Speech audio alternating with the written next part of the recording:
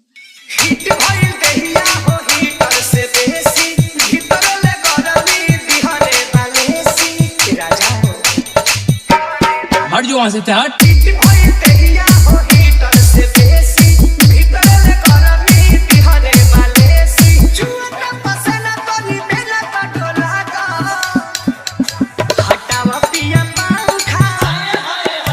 हटावा पिया पंखा एसी लगा दो हटावा पिया पंखा एसी लगा दो हटावा पिया पंखा एसी लगा दो हटावा पिया पंखा एसी लगा दो बवंडर पूरा यूट्यूब संस्थान बना दूंगा।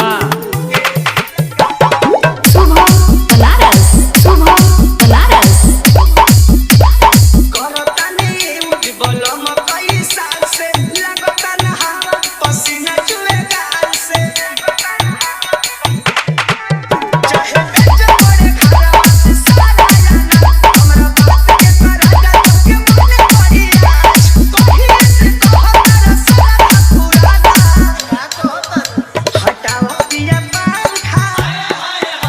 हटाओ पिया पंखा एसी लगा दो हटाओ पिया पंखा एसी लगा दो हटाओ पिया पंखा एसी लगा दो हटाओ पिया पंखा एसी लगा दो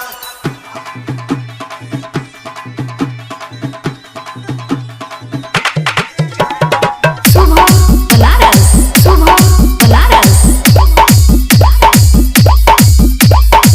गरम सतावे रही तोड़ पुतड़ा हो दुलवरी राजा लेके रगड़ी बरफ हो मानो तो है सपना बाटे तू जाती से जी हम सुतला पानी काली राती से जी रवि पर मोढ़े जीता रवि बना दो अच्छा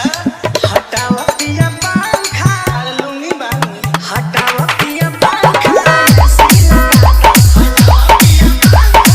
एसी लगा दो हटाओ पिया पंखा एसी लगा दो हटाओ पिया पंखा एसी लगा दो लगवाना दीजिए प्लीज।